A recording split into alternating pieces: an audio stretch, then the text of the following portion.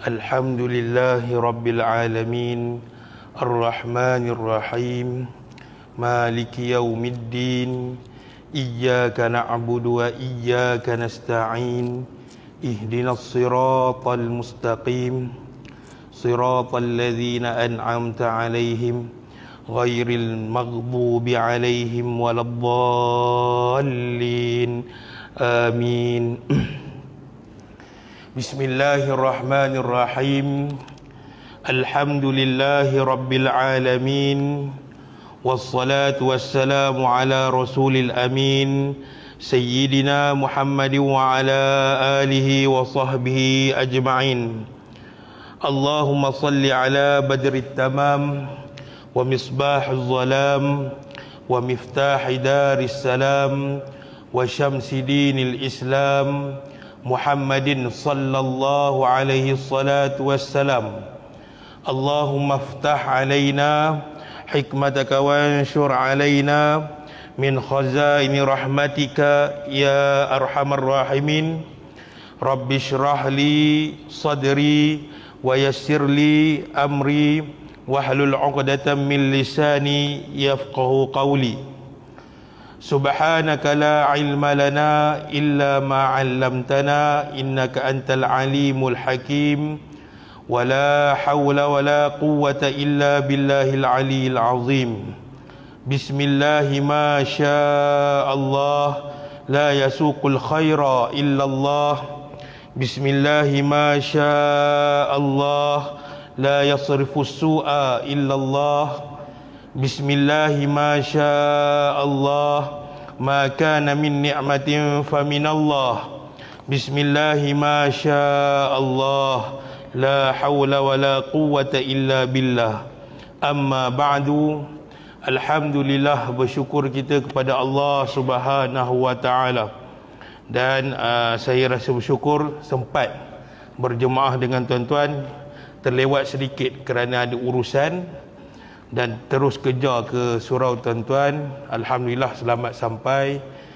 Dan juga kita patut bersyukur kepada Allah Subhanahu wa taala. Allah selamatkan kita, Allah sihatkan kita, Allah jaga kita, Allah berikan nikmat-nikmat yang lain yang banyak kepada kita, yang sehingga hari ini kita boleh hidup dalam keadaan beriman kepada Allah Subhanahu wa taala. Dan itu adalah nikmat yang paling besar yang ada, yang Allah berikan kepada kita, iaitu nikmat iman dan Islam. Selawat dan salam ke atas junjungan besar Nabi sallallahu alaihi wasallam, guru besar kita, yang mengajar kita kepada agama yang benar, seperti mana firman Allah Subhanahu wa taala, innad dina 'indallahil Islam. Sesungguhnya agama di sisi Allah Subhanahu wa taala yang benar dan diridai oleh Allah Subhanahu wa taala adalah agama Islam. Jadi guru kita, guru besar kita adalah baginda Nabi sallallahu alaihi wasallam. Jadi kata ulama, kalau ilmu Islam ini dia punya payung ataupun dia punya bumbung ataupun atap kepada seluruh ilmu adalah baginda Nabi sallallahu alaihi wasallam. Dan pintu bagi segala gerbang ilmu adalah Nabi sallallahu alaihi wasallam mengisytiharkan ataupun memberi gelaran kepada Sayyidina Ali karramallahu wajhah kerana keilmuan dia. Jadi dipanggil sebagai babul ilmi, pintu gerbang bagi sekalian ilmu. Jadi kefakihan, kealiman Sayyidina Ali yang merupakan menantu kepada Rasulullah, yang merupakan sepupu Rasulullah, yang merupakan juga sahabat besar Nabi sallallahu alaihi wasallam. Jadi bila kita kata Nabi ni umpama atap ataupun bumbung bagi segala ilmu, maknanya seluruh ilmu yang diwahyukan oleh Allah Subhanahu wa taala kepada baginda, Nabi sebarkan kepada umat akhir zaman ini. Alhamdulillah sampai kepada kita, termasuk ilmu tasawuf. Ilmu tasawuf termasuk dalam ilmu fardhu ain. Tuan-tuan guru tuan-tuan imam, tuan-tuan Bilal, hadirin hadirat yang dirahmati Allah oleh Allah sekalian. Jadi tuan-tuan, kita masih lagi berada pada pendahuluan dalam kitab yang dikarang oleh Syekh Abdul Qadir bin Abdul Muttalib Al-Mandili dalam kitabnya Penawar Bagi Hati, dan kita baca syarahnya sedikit daripada kitab Qalbun Salim yang dikarang oleh guru kita, iaitu Ustaz Muhadir bin Haji Jul. Dan kita telah sebut beberapa perkara tuan-tuan, beberapa perkara yang mana perkara itu adalah sifat-sifat yang menjadi sumber utama keluarnya akhlak terpuji. Maknanya kita pelajari banyak perkara yang boleh melahirkan diri kita ni, supaya yang ada pada kita ini semua sifat terpuji. Tetapi yang paling besar yang telah digariskan oleh para ulama, kita telah baca, iaitu yang pertama kita baca pada sesi yang lepas, iaitu bijaksana. Yang kedua adalah berani, syaja'ah. Dan ini juga merupakan salah satu daripada sifat Nabi SAW. Bahkan keberanian itu bukan saja pada Nabi, tetapi dia melekat dan ada pada seluruh para anbiya dan para rasul. Jadi kan kita belajar masa kecil tu, sifat wajib, sifat Nabi SAW ni Siddiq, iaitu yang membenarkan, amanah, tabligh, menyampaikan, dan fatanah, iaitu cerdik pandai. Dan keempat-empat sifat ini bukan hanya ada pada Rasulullah saja, tetapi juga ada pada para anbiya, nabi-nabi yang lain, dan para rasul yang lain. Sebab ini menafikan apa yang telah dengan sifat ini, keempat-empat sifat ini, dia telah menafikan apa yang dilontarkan oleh golongan yang tidak ikut mereka, ataupun umat yang tidak mengikut para nabi mereka. Contohnya Nabi SAW ketika mana Hajarul Aswad terjatuh, batu Hajarul Aswad itu terjatuh, dan berebutlah empat kaum di Mekah tu, mereka berebut siapa yang nak angkat batu tu dan nak meletakkan balik ke tempat yang asal. Sehingga mereka berebut ini berlakulah pertumpahan darah. Tetapi datangnya Rasulullah SAW, Rasulullah senang je, baginda datang, dia bentangkan kain rida dia. Kain rida ni kain yang ni lah, yang selalu orang duk sangkut dekat bahu, ataupun kain serban. Nabi bentangkan, dan Nabi angkat Hajarul Aswad itu, letak di atas selendang Nabi tersebut. Dan cerdiknya Nabi SAW, Nabi panggil empat kaum ketua, setiap bagi empat kaum yang bergaduh siapa nak angkat batu itu tadi. Maka Nabi panggil ketua, pemimpin, ataupun ketua lah, setiap kaum yang bergaduh tadi, untuk pegang setiap bucu kain tersebut, dan mereka angkat dan meletakkannya kembali ke tempat asal. Itu kecerdikan Rasulullah SAW. Dan juga diketahui amanahnya Nabi SAW ini bukan semenjak Nabi lahir, tidak, tetapi diketahui amanahnya seorang Nabi akhir zaman itu yang bernama Ahmad ataupun Muhammad, telah disebut nama baginda bersikap dengan sikap amanah di dalam kitab Taurat dan kitab Injil. Kerana apa?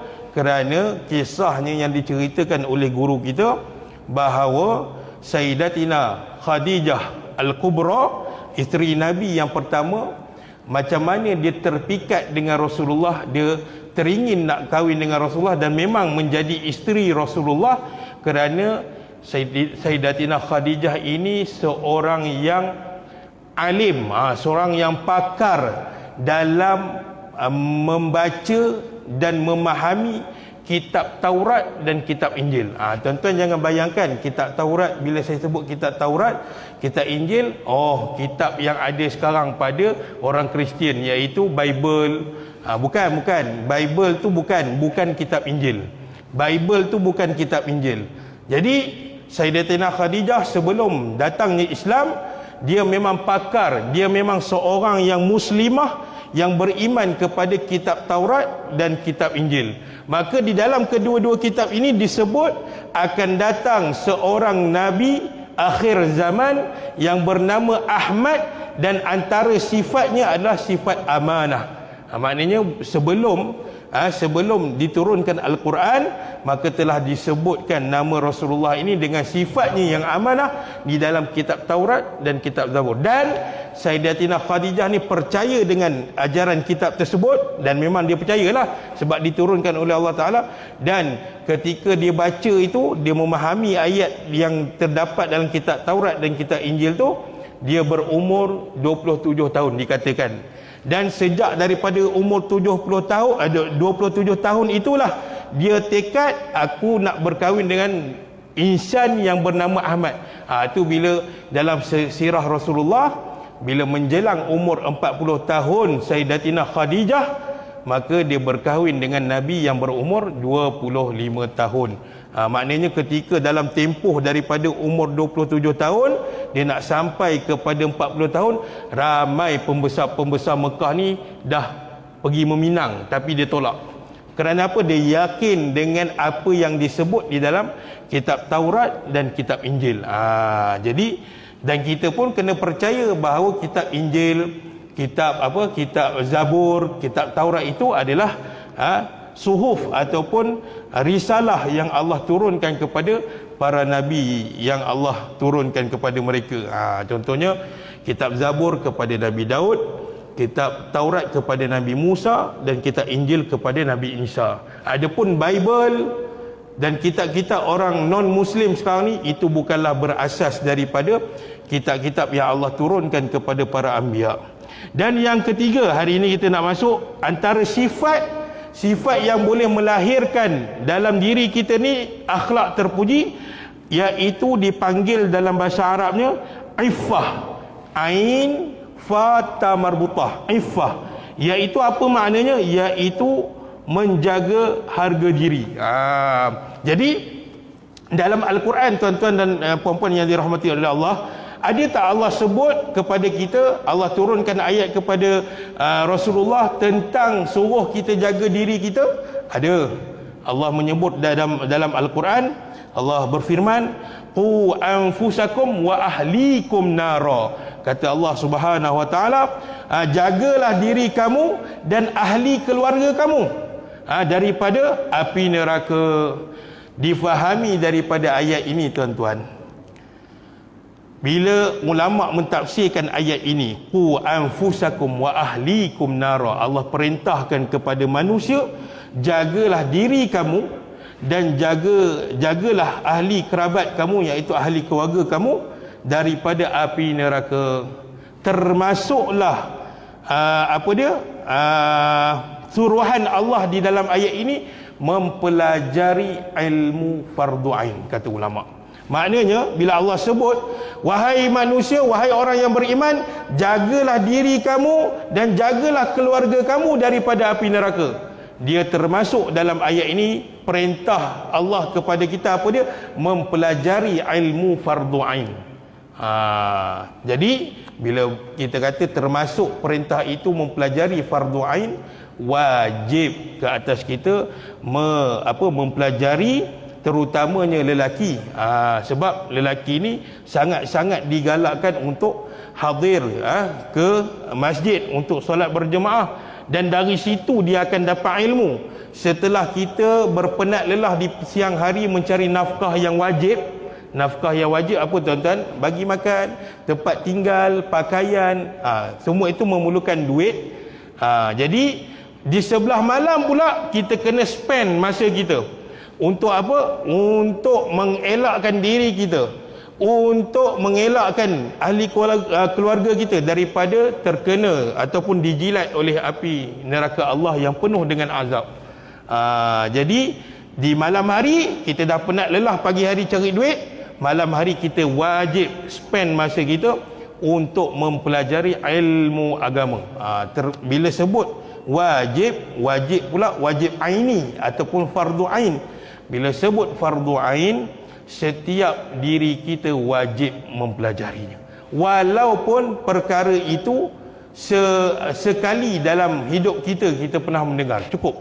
Tak perlu belajar secara terperinci. Tapi kalau tuan-tuan dan puan-puan nak belajar lebih terperinci tentang fardu ain, lagi bagus. Lagi bagus. Apa dia ilmu fardu ain? Kita ulang, iaitu yang pertama adalah ilmu tauhid. Kita dah bahas dah tuan-tuan secara gambaran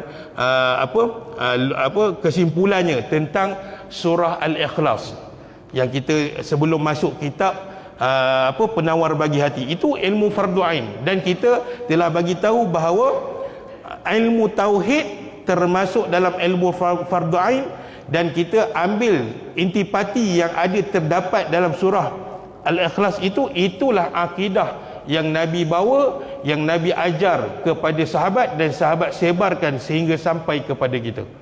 Akidah lain kita tak nak terima.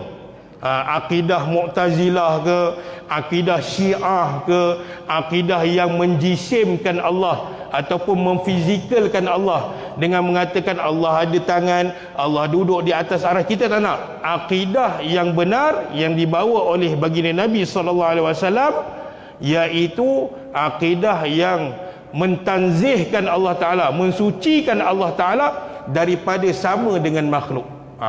Jadi kita kena faham di situ.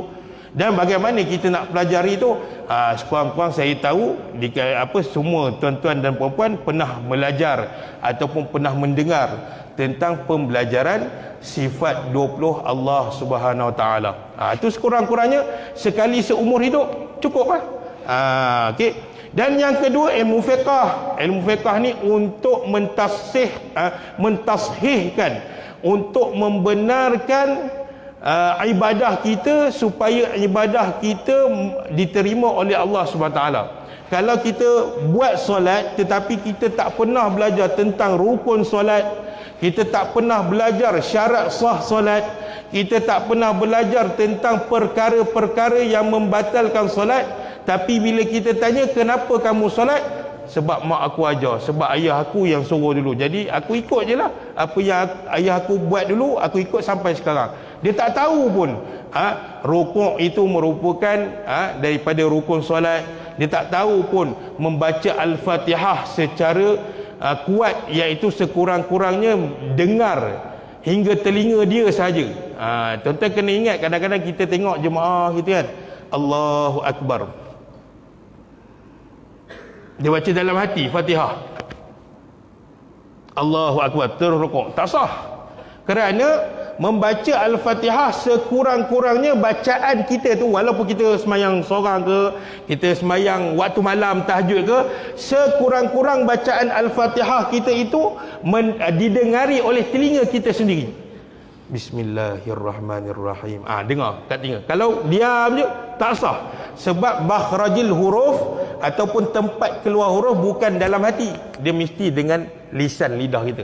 Sebab tu kita kena belajar ilmu fiqah, dan ilmu fiqah itu termasuk dalam ilmu fardu ain. Dan yang ketiga, ilmu tasawuf yang sedang kita meniti dalam kitab ini. Nak tak nak kita kena belajar walaupun sekali seumur hidup. Jadi bila kita dah komplit itu, maka kita hindarkan diri kita daripada neraka Allah Subhanahu Wa Ta'ala. Orang kafir tuan-tuan, orang kafir yang tak convert dirinya masuk Islam, ataupun orang murtad di Islam, keluar pada Islam, ataupun orang dia kononnya nampak macam Islam tetapi dia buat perkara-perkara yang syirik kepada Allah Ta'ala.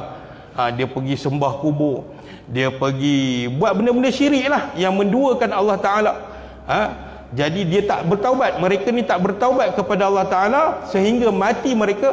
Kata ulama, orang ini murtad, syirik dan kafir. Apabila dimasukkan di dalam kubur, Allah memperlihatkan kepada mereka sehari 2 kali azab neraka, tiap-tiap hari berpanjangan. Maka macam hari ni, hari Isnin kan, mereka akan diperlihatkan oleh Allah Ta'ala sehari 2 kali, pagi dan petang. Kata ulama, dengan mereka melihat azab kubur itu telah mengancam mereka dan memberikan kesakitan ataupun memberikan kegerunan kepada mereka. Belum masuk lagi tuan-tuan, belum masuk lagi dalam api neraka. Baru saja masuk dalam kubur, Allah memperlihatkan kepada mereka sehari 2 kali azab neraka. Subhanallahal azim. Jadi bertepatanlah dengan firman Allah tadi, qu anfusakum wa ahlikum nara. Wahai orang beriman, hindarkanlah diri kamu dan ahli keluarga kamu daripada api neraka. Itu sifat yang ketiga, maknanya kena menjaga diri. Kata pengarang, dengan sifat menjaga harga diri, seseorang akan berusaha untuk bersopan santun seperti yang diajarkan oleh syariat. Dia jaga diri, dia tahu apakah yang diharamkan oleh Allah Subhanahu Wa Taala, bagaimana batasan keharaman Allah Taala, dan apakah yang diperintahkan oleh Allah Taala, bagaimana nak melakukan perintah Allah Taala. Semua Allah dah bagi tahu kita bagaimana nak buat. Jadi kita ikut saja. Ada orang hari ni tuan-tuan, dia nak belajar makrifat banyak tuan-tuan. 2-3 hari ni di Facebook tu naik benda-benda macam tuan, sehingga kan golongan-golongan ini mereka kononnya nak sampai ke darjat yang paling tinggi, sehingga mereka tolak syariat. Sebenarnya kalau kita faham tuan-tuan, syariat ni ibadah yang Allah perintahkan kepada kita untuk apa? Tujuan bukan untuk Allah. Allah kalau tak ada hamba-hamba dia menunaikan ibadah sekalipun di dunia, Allah tetap maha kuasa. Allah tidak bergantung, kekuasaan Allah Ta'ala tidak bergantung kepada ibadah hamba. Cuma Allah lahirkan, Allah wujudkan ibadah-ibadah itu melalui wahyu yang Allah sampaikan kepada Rasulullah, dan Rasulullah sebarkan kepada umat akhir zaman, dan kita lakukan apa yang diperintahkan oleh Allah Ta'ala itu. Ibadah-ibadah itu bukan untuk Allah, tetapi untuk keselamatan diri hamba-hamba. Sebab saya nak tanya, kita ni orang lelaki ni keluarga, cakap bagi makan, minum, pakaian, tempat tinggal. Tanggungjawab kita sebagai isteri dan anak, kalau kita bagi tahu mereka semua mengajikan supaya jangan tinggal puasa, walaupun nama tak duduk kita tak tahu, kerana kita lepas tanggungjawab. Kerana amal soleh kita tergadai. Kalau kita nak masuk dalam surga, contoh anak-anak akan menuntut kita, ayah tak bagi tahu, bini kita pun tuntut dan sebagainya. Kalau kita bagi tahu sekali, kalau kamu mana mungkin kita boleh jawab dia dengar. Apa cara yang paling sebaik-baiknya? Kata tanggungjawab aku besar pada amal. Betul. Kepada suami dan untuk keluarga. Betul. Kita tak boleh ni. Banyak saya dengar mengaji, tapi ya ini selalu untuk orang dan sebagainya, dan betul. kita bagi tahu untuk orang. Kalau mereka tak ikut kita, kemudian macam lewat, adakah ini merupakan tanggungjawab kita, so dia penuhan. Bagaimana cara yang lebih terbaik untuk mereka ni berubah lah, maknanya. Satu, kita yang pertama, kita kena istiqamah dalam menegur mereka. Mungkin hari ini dia tak buat, tetapi kita jangan jemu, sebab itu adalah orang yang paling rapat dengan kita. Bila hari demi hari mereka ni dengar manusia ni, setiap hari kita tegur, maka mereka akan terfikir. Manusia dia akan terfikir bahawa betul juga kata suami aku ni, sebab nanti yang kena tanggung, yang akan dituntut di akhirat suami aku. Aku duk ucap saya ni duk ucap sayang suami kan.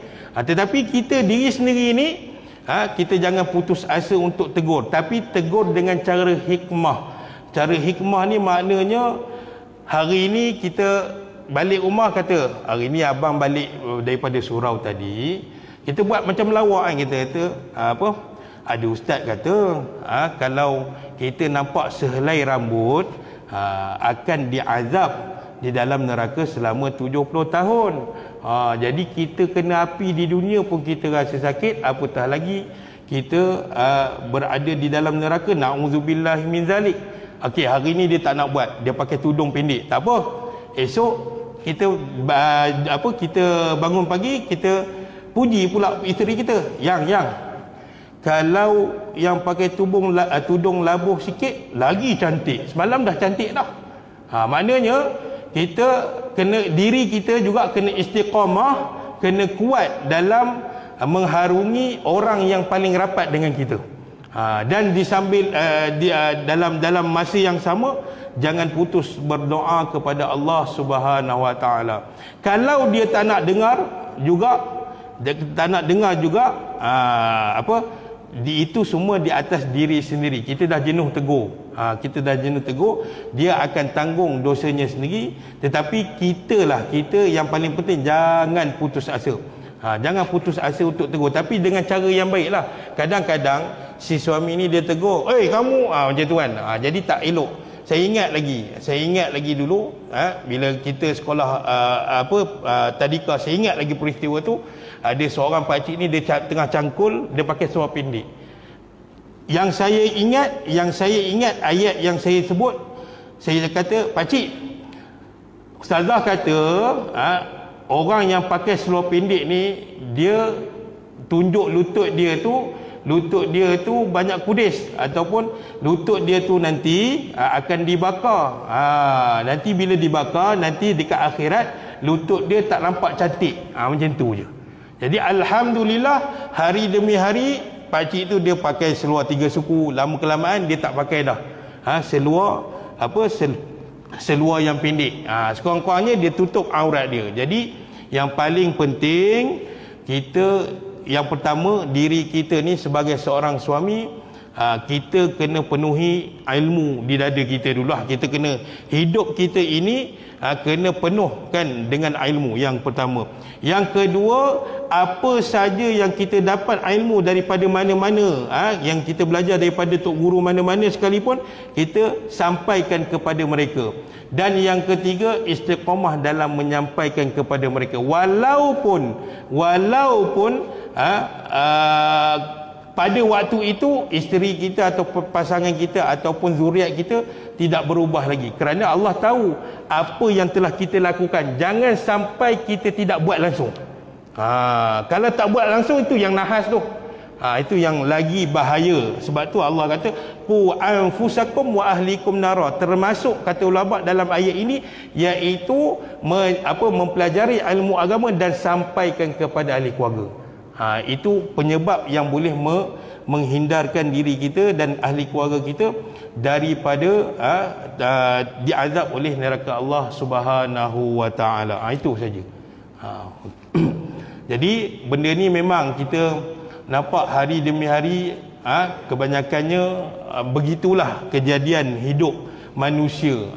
Kadang-kadang kesian, mak ayah memang ahli surau, menggerakkan aktiviti masjid, tetapi tak sampai dakwah itu kepada zuriat kita mungkin. Tapi kita berdoa kepada Allah Subhanahu Wa Taala. Kan Nabi sebut, apabila kamu nak tegur orang ni secara hikmah, mula-mula mesti dengan mesti dengan kuasa, dengan tangan. Maknanya tangan tu bukan kita pergi tampar anak kita, tak. Dengan kuasa kita. Kuasa apa? Kuasa kita sebagai seorang ibu, kuasa kita sebagai seorang ayah. Tapi yang paling penting juga, diri kita juga kena berubah.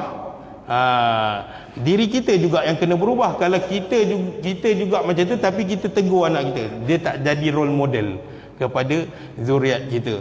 Dan kemudian kalau tak mampu dengan kuasa, last sekali Nabi kata apa? Mesti dengan hati. Hati itu berdoa kepada Allah Taala. Iaitu sebab itu tuan-tuan, antara doa yang paling mustajab yang Nabi ajar, jangan terlepas doa Rabbana hablana min azwajina wa dzurriyyatina qurrata ayun waj'alna lil muttaqina imama. Jangan terlepas. Apa doa itu? Rabbana hablana min azwajina. Ya Allah, tolong kami, bantulah azwajina, pasangan kami. Kalau isteri doa, dia minta pada Allah bantu suami. Kalau suami doa, minta Allah bantu isteri. Wa dzurriyyatina, dan bantulah juga zuriat-zuriat kami, supaya menjadi apa? Lil muttaqina imama. Qurrata ayun lil muttaqina imama, iaitu yang menjadikan pasangan kami dan zuriat kami ini indah mata memandang dan bertakwa kepadamu. Sebab, dan antara doa lain, Rabbana atina fid dunya hasanah wa fil akhirati hasanah wa qina adzabannar. Dan ada doa-doa lain. Jadi dia memang nak didik zuriat dan pasangan ni susah kalau tak sekepala dengan kita. Jadi sekurang-kurangnya kalau kita dah buat dan dia tak nak ikut lagi waktu itu, di akhirat nanti memang Allah akan tayang amalan kita. Allah tahu kita dah buat. Jadi bila Allah tahu, bila Allah memang dah tahu kita buat dah gerakan ataupun nasihat itu kepada pasangan kita dengan anak kita, tapi masih lagi anak kita dengan pasangan kita tak nak ikut, sehinggalah na'udzubillah min zalik, sehinggalah kematiannya, maka itu akan diazab di atas dosa diri sendiri. Kita terlepas. Memang dia akan tuntut, memang dia akan sebut, tapi Allah Maha mengetahui apa yang telah kita lakukan kepada pasangan kita dan zuriat kita. Cuma jangan putus asa untuk menasihati pasangan kita dan ahli keluarga kita. Itu mohon moga terjawablah. Jadi kita doa sama-sama supaya Allah ini jadikan ahli keluarga kita ini duduk di dalam syurga Allah, kekal bersama mereka insya-Allah. Jadi yang kedua, itu jawapannya lah, yang saya tahulah, wallahu alam. Daripada sifat ini lahirlah berasa malu ketika melakukan sesuatu yang tercela. Lama-lama manusia ni ditegur, maka dia akan rasa malu. Dia akan rasa malu, dia akan terfikir satu hari nanti. Sebab kita hidayah, hidayah bukan kita yang beri. Kata Allah Subhanahu Wa Taala yang berfirman, sesungguhnya wahai Muhammad, engkau hanya menyampaikan hidayahku kepada mereka, dan sesungguhnya hidayah itu yang berikan kepada mereka itu hanyalah aku. Tengok bagaimana Taif. Nabi pergi Taif, Nabi kononnya nak pergi minta bantuan daripada sana lah, sebab dia dah kena hentam dengan kaum musyrikin Mekah. Sampai di Taif kena baling najis, kena ludah, kena caci maki semua. Kata Nabi SAW, tak apa, aku doa kepada Allah Ta'ala, mungkin hari ini orang yang berada di Taif mereka tidak beriman kepada Allah Ta'ala, mungkin anak cucu mereka akan beriman kepada Allah Subhanahu Wa Ta'ala. Sebab Nabi tahu hidayah itu bukan dia punya, hidayah itu adalah milik Allah Subhanahu Wa Ta'ala. Dan tuan-tuan boleh tengok anjakan paradigma yang terjadi pada artis-artis kita. Alhamdulillah, banyak dah berlaku perubahan. Semoga lebih banyak lagi artis dan kita sendiri berubah dari masa demi masa, demi untuk membawa diri kita, untuk membawa ahli keluarga kita, untuk membawa zuriat kita berjumpa dengan baginda Nabi SAW di dalam syurga Allah yang penuh dengan nikmat. Dan kita mohon pada Allah Ta'ala supaya Allah jauhkan kita daripada azab api neraka. Jadi itu saja yang dapat saya sampaikan. Mohon maaf kalau tidak terjawab soalan itu, ya tuan.